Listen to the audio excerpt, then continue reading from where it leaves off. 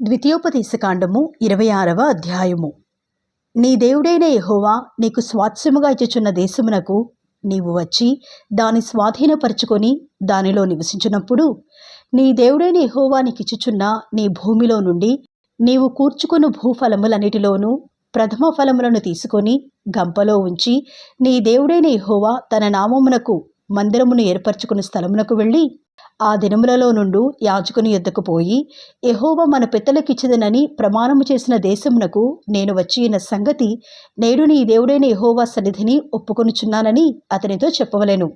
యాజకుడు ఆ గంపను నీ చేతిలో నుండి తీసుకొని నీ దేవుడైన యెహోవా బలిపీఠము ఎదుట ఉంచగా, నీవు, నా తండ్రి నశించుచున్న అరామీ దేశస్థుడు, అతడు ఐగుప్తునకు వెళ్ళెను, కొద్దిమందితో అక్కడికి పోయి పరవాసి అయి గొప్పదియు బలమైనదియు విస్తారమైనదియునగు జనమాయెను. ఐగుప్తీయులు మనలను హింసపెట్టి మనలను బాధపరిచి మన మీద కఠిన దాస్యము మోపగా, మనము మన పితరుల దేవుడైన యెహోవాకు మొర్రపెట్టినప్పుడు యెహోవా మన మొర్రను విని మన బాధను ప్రయాసమును మనకు కలిగిన హింసను చూచెను. అప్పుడు యెహోవా బాహుబలము వలనను చాపిన చేతి వలనను మహాభయము వలనను సూచక క్రియల వలనను మహత్కార్యముల వలనను ఐగుప్తులో నుండి మనలను రప్పించి ఈ స్థలమునకు మనలను చేర్చి పాలు తేనెలు ప్రవహించు దేశమైన ఈ దేశమును మనకిచ్చెను. కాబట్టి యెహోవా, నీవే నాకిచ్చిన భూమి యొక్క ప్రథమ ఫలములను నేను తెచ్చియున్నానని నీ దేవుడైన యెహోవా సన్నిధిని చెప్పి, నీ దేవుడైన యెహోవా సన్నిధిని దానిపెట్టి నీ దేవుడైన యెహోవా సన్నిధిని నమస్కారము చేసి, నీకును నీ ఇంటి వారికిని నీ దేవుడైన యెహోవా దయచేసిన మేలంతటి విషయము నీవును లేవీయులును నీ దేశంలో ఉన్న పరదేశులను సంతోషింపవలెను. 10వ భాగమిచ్చు సంవత్సరమున అనగా 3వ సంవత్సరమున నీ వచ్చుబడిలో 10వ వంతును చెల్లించి అది లేవీయులకును పరదేశులకును తండ్రి లేని వారికిని విధవరాండ్రకును ఇవ్వలెను. వారు నీ గ్రామములో తిని తృప్తి పొందిన తరువాత నీవు నీ దేవుడైన యెహోవా సన్నిధిని, నీవు నాకు ఆజ్ఞాపించిన నీ ఆజ్ఞలన్నిటి చొప్పున నా ఇంట నుండి ప్రతిష్ఠితమైన దానిని తీసివేసి లేవీయులకును పరదేశులకును తండ్రి లేని వారికిని విధవరాండ్రకును నేనిచ్చియున్నాను. నీ ఆజ్ఞలలో దేనిని నేను మీరలేదు, దేనిని మరిచిపోలేదు. నేను దుఃఖములో నుండగా దానిలో కొంచెమైనను తినలేదు, అపవిత్రుడనై ఉండగా దానిలో దేనిని తీసివేయలేదు. చనిపోయిన వారి విషయమై దానిలో ఏదియూ నేనియ్యలేదు. నా దేవుడైన యెహోవా మాట విని నీవు నాకు ఆజ్ఞాపించినట్లు సమస్తము జరిపియున్నాను. నీ పరిశుద్ధాలయమగు ఆకాశములో నుండి చూచి నీ జనులైన ఇశ్రాయేలీయులను పాలు తేనెలు ప్రవహించు దేశము అని నీవు మా పితరులతో ప్రమాణము చేసినట్టు మాకిచ్చిన దేశమును ఆశీర్వదింపుమని చెప్పవలెను. ఈ కట్టడలను విధులను గైకొనుమని నీ దేవుడైన యెహోవా నీకు ఆజ్ఞాపించి ఉన్నాడు గనుక నీవు నీ పూర్ణ హృదయముతోనూ నీ పూర్ణాత్మతోనూ వాటిని అనుసరించి నడుచుకొనవలెను. యెహోవాయే నీకు దేవుడై ఉన్నాడనియు నీవు ఆయన మార్గముల యందు నడిచి ఆయన కట్టడలను ఆయన ఆజ్ఞలను ఆయన విధులను అనుసరించి ఆయన మాట విందుననియు నేడు ఆయనతో మాట ఇచ్చితివి.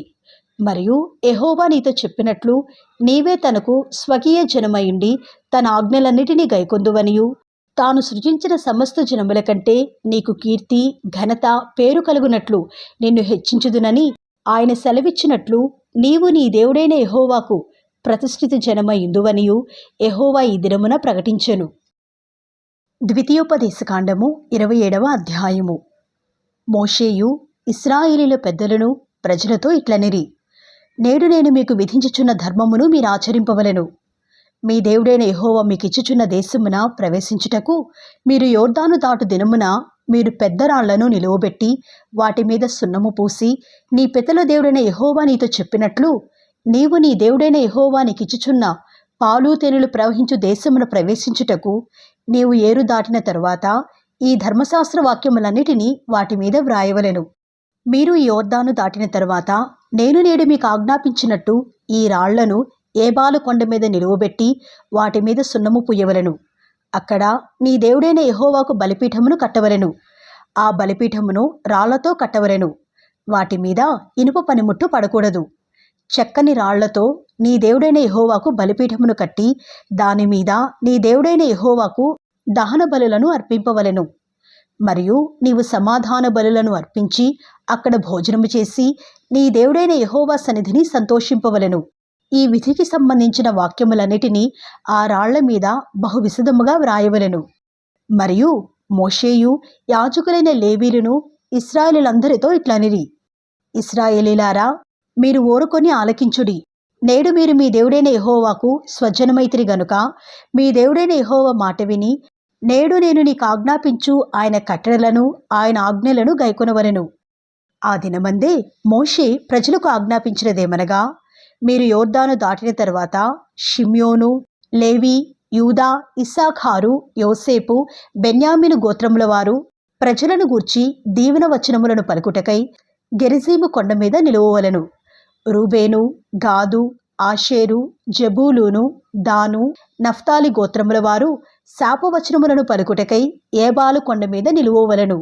అప్పుడు లేవీయులు యెహోవాకు హేయముగా శిల్పి చేతులతో మలచిన విగ్రహమునే గాని పోత విగ్రహమునే గాని చేసి చాటున నుంచువాడు శాపగ్రస్తుడని ఎలుగెత్తి ఇశ్రాయేలీయులందరితోనూ చెప్పగా ఆమేన్ అనవలెను. తన తండ్రినైనను తన తల్లినైనను నిర్లక్ష్యము చేయువాడు శాపగ్రస్తుడని చెప్పగా ప్రజలందరూ ఆమేన్ అనవలెను. తన పొరుగువాని సరిహద్దు రాయిని తీసివేయువాడు శాపగ్రస్తుడని చెప్పగా ప్రజలందరూ ఆమేన్ అనవలెను. గ్రుడ్డివాని త్రోవను తప్పించువాడు శాపగ్రస్తుడని చెప్పగా ప్రజలందరూ ఆమేన్ అనవలెను. పరదేశికే గాని తండ్రి లేని వానికే గాని విధవరాలికే గాని న్యాయము తప్పి తీర్పు తీర్చువాడు శాపగ్రస్తుడని చెప్పగా ప్రజలందరూ ఆమేన్ అనవలెను. తన తండ్రి భార్యతో శయనించువాడు తన తండ్రి కోకను విప్పినవాడు గనుక వాడు శాపగ్రస్తుడని చెప్పగా ప్రజలందరూ ఆమేన్ అనవలెను. ఏ జంతువుతోనైనను శయనించువాడు శాపగ్రస్తుడని చెప్పగా ప్రజలందరూ ఆమేన్ అనవలెను. తన సహోదరితో అనగా తన తండ్రి కుమార్తెతో గాని తన తల్లి కుమార్తెతో గాని శయనించువాడు శాపగ్రస్తుడని చెప్పగా ప్రజలందరూ ఆమేన్ అనవలెను. తన అత్తతో శయనించువాడు శాపగ్రస్తుడని చెప్పగా ప్రజలందరూ ఆమేన్ అనవలెను.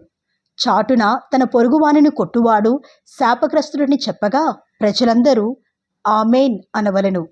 నిర్దోషికి ప్రాణహాని చేయుటకు లంచము పుచ్చుకొనువాడు శాపగ్రస్తుడని చెప్పగా ప్రజలందరూ ఆమేన్ అనవలెను. ఈ విధికి సంబంధించిన వాక్యములను గైకొనకపోవుట వలన వాటిని స్థిరపరచని వాడు శాపగ్రస్తుడని చెప్పగా ప్రజలందరూ ఆమేన్ అనవలెను.